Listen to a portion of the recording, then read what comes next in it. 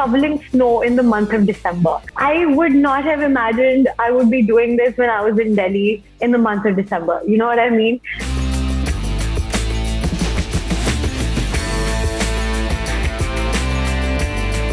Welcome to the Yocket Connect series. It's great to have you on board, and first of all, thanks a lot for giving us your time for this particular series. It's always a pleasure for me interacting with students like you who have went abroad for their undergrad, because you guys take a call of studying abroad very early in your career.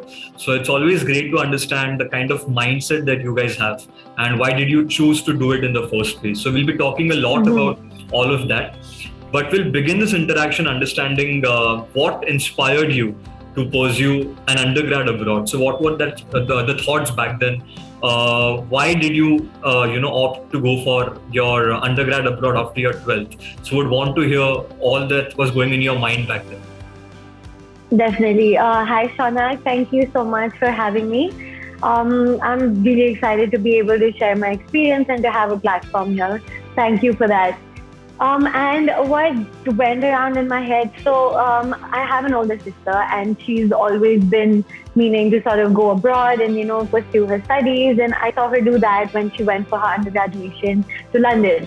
And I see how, that sort of had a shift in her personality and everything. So I was instantly like, okay, after my high school, this is something that I want to do as well, to have a better future and to sort of up my personality in a way. So I always thought of I think going abroad gives you great exposure. So that was definitely one of the few reasons why I decided to go abroad. And I think also being in India, I've been in my comfort zone for the longest time. Everybody has. So, to be able to make that decision to get out of my comfort zone and sort of pursue an undergrad abroad was, definitely on the list of the things that I would want to do for sure. The very next question that has to follow this particular thing is, what are you currently pursuing over there and which college is this? I am currently pursuing International Business Management. So I'm doing BCom Honors. It's a 4-year degree and I am studying in Seneca College, the Newham campus. There's a lot of campuses, so I need to specify which one. That's the background that I'm sort of going for at the moment. And what kind of subjects are you learning in this particular course? Also, if there's any special available? Yeah, so because it's my second semester, so I just at the moment have introductory courses like financial mathematics, introduction to Excel, accountancy, and a few communication sort of English courses that I'm doing at the moment.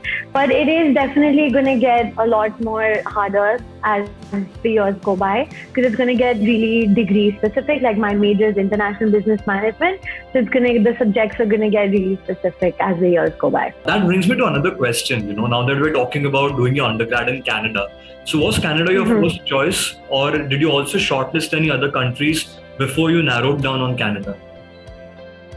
Funny enough, Canada was not the option at all, because Australia was the country that I was sort of going for. And right after I got done with my high school, I had to take a gap year. I decided to take a gap year actually. And then right after the gap year, COVID hit, So I was, Australia, we all know how Australia was in terms of COVID. They really completely shut out their borders for students or just for their own citizens for that matter. It was mentally really daunting because my entire family was prepared for Australia, But because of COVID, we had to make quick decisions and really think it through in terms of security. And Canada suddenly came into the picture and we decided to sort of, weigh the pros and cons. And then eventually we decided on going for Canada. And honestly, no regrets in this decision for sure. Yeah. And I decided also to go for Seneca because they offered a really good CoOp opportunity. So CoOp was something that I was really intrigued by, and I thought that was a very good option. And also the degree that they were offering, International Business Management, I really liked that course as well. So a lot of things worked in my favor, and here I am. You mentioned a sentence when you said that you wanted to look out for colleges that were providing co-op opportunities. So can you list certain benefits of why students should go for a co-op course? Or in first place, what were the benefits that you were seeking behind going for a co-op course? Definitely. I think when you go for a co-op course, you sort of in the back of your head, you have that security that, okay, my college is making sure that they're giving me the resources that are necessary to be able to find a good job.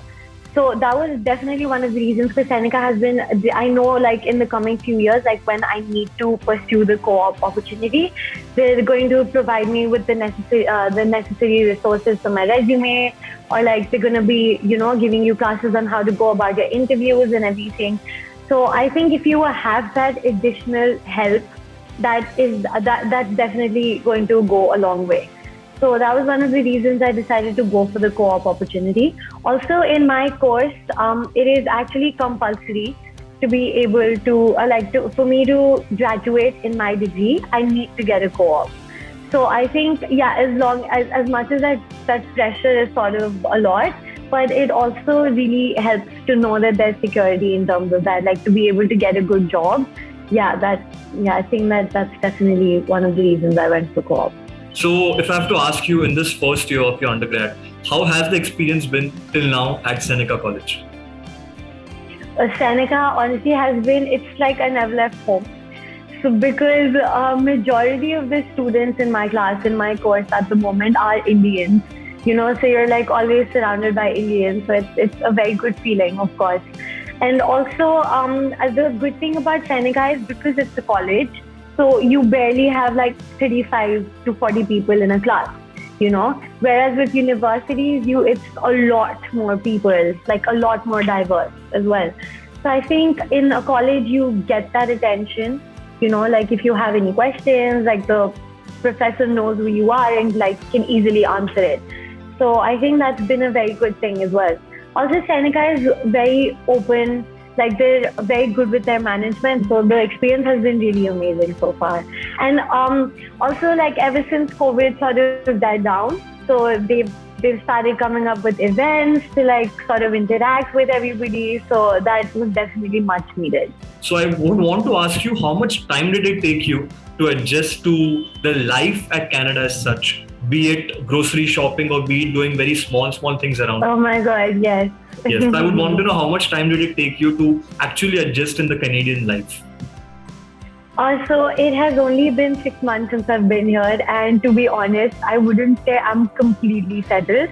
Like I'm still in the process of being able to sort of get to know the city and get to know the people and still settle down in the city.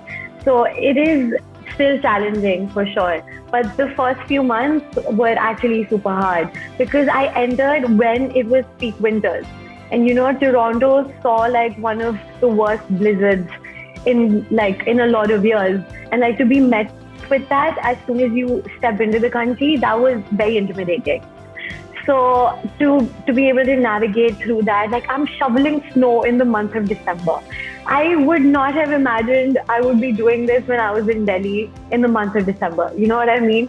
So like just experiences like these were mentally a little bit, exhausting because you were like, oh, it is really challenging. But with time, I started to get to know the city and, winter started sort of slowing down. So now it's gotten a lot better.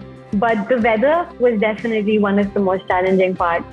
Also, like to be able to transit around the city, that is also one of the challenges that I was facing.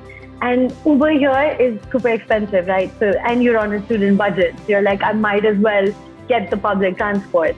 So initially, because I couldn't figure it out, I remember like my cousins and I, like we were usually spending a lot on Uber.